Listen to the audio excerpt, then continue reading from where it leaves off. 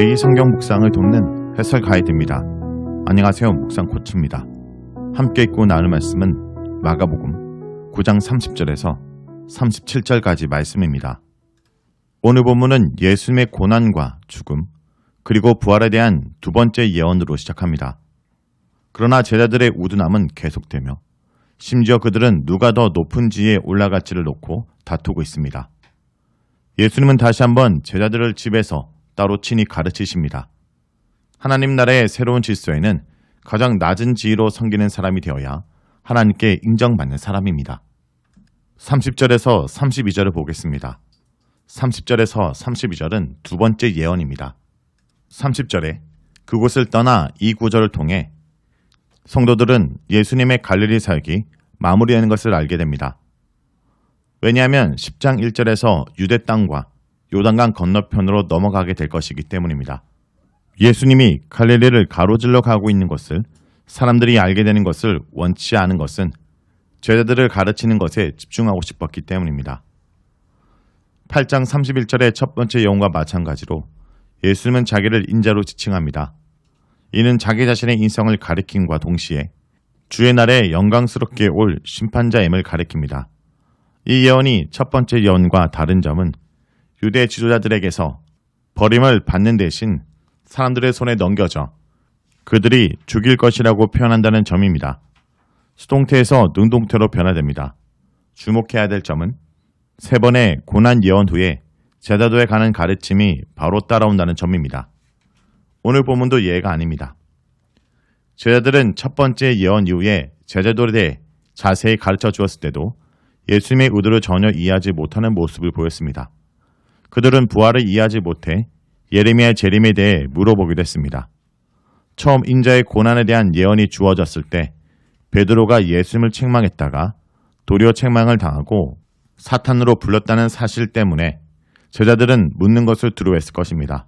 두려움은 순환 구절들에서 중요한 모티브를 제공하며 심지어는 예수님의 부활 후에도 제자들의 두려움과 침묵으로 전체 복음서가 끝나고 있습니다. 33절에서 37절을 보겠습니다. 33절에서 37절은 누가 가장 큰 사람인가 하는 내용입니다. 마가복음에서 계속 보여주는 제자들의 우둔함과 무능력은 사실 우리의 모습이기도 합니다. 제자들이 귀신을 쫓아내는 것에 실패하고 믿음에 문제가 있음을 보여준 것에 이어 오늘 본문은 그들이 얼마만큼 예수님의 정체성과 의도에 관해 오해하고 있었는지를 보여줍니다. 예수님이 갈릴리에서의 사역을 마치고 이제 마지막 희생의 죽음을 향해 유다 땅으로 묵묵히 나아갈 때 뒤따르는 제자들은 누가 큰가를 놓고 다투고 있었습니다. 왕이 될 자기들의 스승 바로 뒷자리를 먼저 차지하고 싶었을 것입니다. 그 자리가 어떤 자리인지도 모르는 상태에서 말입니다. 그러나 예수님은 참을성 있게 다시 랍비로서 제자들을 불러 모아 가르치기 시작합니다. 첫 번째 예언 후에 예수님은 자기 목숨을 구하려 하는 자는 잃을 것이며 예수님과 그의 복음을 위하여 자기 목숨 잃으면 구할 것이라고 가르쳤는데 두 번째 예언 후에도 첫째가 되고자 하면 모든 사람의 끝이 되어 모든 사람을 섬겨야 할 것이라고 가르치십니다. 제자들이 예수님의 제자로서 가지고 있던 한상을 깨트려버린 것입니다. 그러나 그 의미를 계속 깨닫지 못합니다. 그 의미는 그들이 세속적으로 생각하고 있던 지위와 가치가 하나님 나라에서 완전히 뒤집어지는 것입니다. 예수님의 두 번째 예는 첫 번째 예보다 더 충격적입니다. 예수님은 집안에 있던 어린아이를 하나 데려다 품에 안고 어린아이를 그의 이름으로 영접하면 그를 영접하는 것일 뿐 아니라 결국 예수님을 보낸 하나님을 영접한 것이라 가르칩니다. 현대 독자들이 이 가르침이 주는 충격을 잘 이해하지 못하는 이유는 현대에 와서는 어린아이들을 착하고 순진한 존재로 간주하기 때문입니다. 그러나 고대 어린이의 상은 결코 긍정적인 것이 아니었습니다. 갈라디아서 4장 1절에서 2절에 나와 있는 바울의 묘사가 그 점을 잘 보여줍니다. 내가 또 말합니다. 유업을 이을 사람은 모든 것의 주인이지만 어릴 때는 종과 다름이 없고 아버지가 정해놓은 그때까지는 보호자의 관리의 지배 아래 있습니다. 여기서 보여주는 것 같이 어린아이 지인은 노예와 다름이 없었고 아버지가 정해놓은 시기 전에는 어떤 권리로 갖지 못한 것을 볼 수 있습니다. 어린아이들은 여자와 함께 있어야 하며 랍비와 그의 제자들이 가르치고 배우는 장소에 있을 수 없는 것입니다. 예수님을 영접하는 것이 예수님을 보내신 하나님을 영접하신 거라는 말씀엔 아무 문제가 없었습니다. 당시 보내심을 받은 사람은 보낸 사람의 완전한 권위를 지니고 있었기 때문입니다. 그러나 어린아이를 영접하는 것이 아무리 예수님의 이름으로 된다 하더라도 예수님의 권위를 지닌다고 생각하는 것은 이해하기가 힘들었을 것입니다. 그랬고만 시대의 문헌들은 사춘기 이전의 어린아이들에 대해 전혀 관심이 없었음을 보여주고 있습니다. 심지어 의학 서적에서도 어린아이들에 대한 정보는 전무했습니다. 지식이 없어서 상속자가 필요했던 로마 사람들은 어린아이보다는 성인을 입양하는 경우가 보통이었습니다. 예수님은 사회적으로 보면 존재감이 전혀 없는 어린아이를 예수님 대신 영접하라는 예를 보여준 것을 보면 제자들이 누가 큰지 다투었던 이유는 누가 예수님을 대표하는 특사의 자리를 차지할 것인지에 있었음을 보여줍니다. 제자들은 예수님이 하나님의 보내심을 받은 왕으로서 등극할 경우 예수님을 대표해 그의 권위를 사용할 수 있는 권리를 놓고 싸웠던 것입니다. 그러나 예수님은 그 자격을 모든 사람의 끝이 되어 모든 사람을 섬기는 노예가 되는 것으로 정의합니다. 여기에 등장하는 어린아이가 그 집 노예 아이일 가능성이 높다는 것을 생각하면 36절에서 37절의 말씀은 35절의 말씀의 시각적인 예로 제시되고 있다고 볼 수 있습니다. 예수님은 어린아이를 내 이름으로 영접할 것을 요구합니다. 제자들이 아무 지위도 없는 사람을 예수님의 이름으로 영접하고 섬기면 그들은 예수님 자신과 그를 보내신 이를 영접하고 섬기는 것이 되는 것입니다. 그들이 하나님 나라에서 가장 큰 일을 할 수 있는 예수님의 대표자가 되는 길은 세상에서 아무 힘도 영향력도 지위도 중요성도 없이 잊혀가는 사람들을 예수님의 이름으로 영접하고 섬기는 것입니다. 바로 그것이 예수님이 그들에게 계속해서 보여준 예이고 십자가로 가는 이유이기 때문입니다. 하나님 나라에서 위대함은 세상에서 당연하게 받아들여지는 위대함과 명예를 뒤집어 엎는 개념입니다.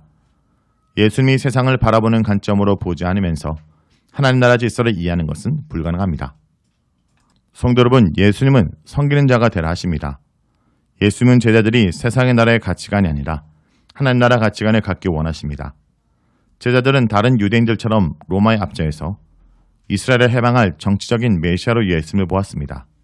그래서 예수님이 왕이 되실 때 자신들도 출세하게 될 것을 꿈꾼 것입니다.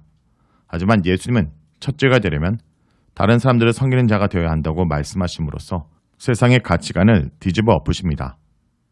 공동체 속에 나는 섬기는 자입니까? 아니면 서를 생각하여 대접받으려 하는 자인지 자신을 돌아보기 원합니다.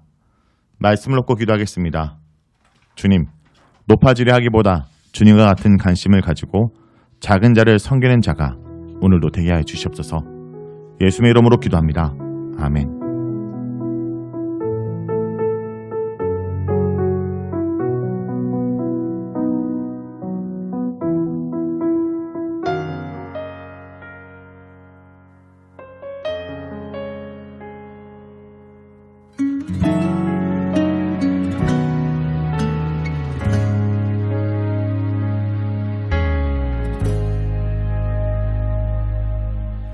하늘의 영광은 다 버리고 낮은 이곳에 내려오신 주, 죽기까지 나를 사랑하신 그 사랑 얼마나 큰지 우리가 높아지면 그가 낮추시리, 우리가 낮아지면 그가 높이시리. 하나님이 원하시는 세상으로 나 자신을 낮추는 섬김으로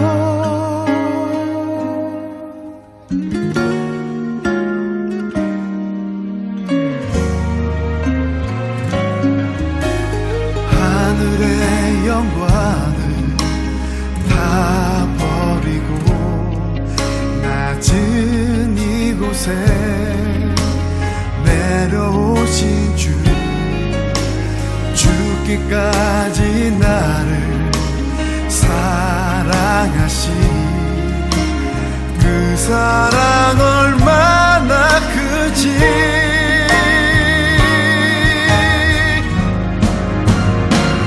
우리가 높아지면 그가 낮추시리, 우리가 낮아지면 그가 높이시리. 하나님이 원하시는 세상으로 나 자신을 낮추는 성경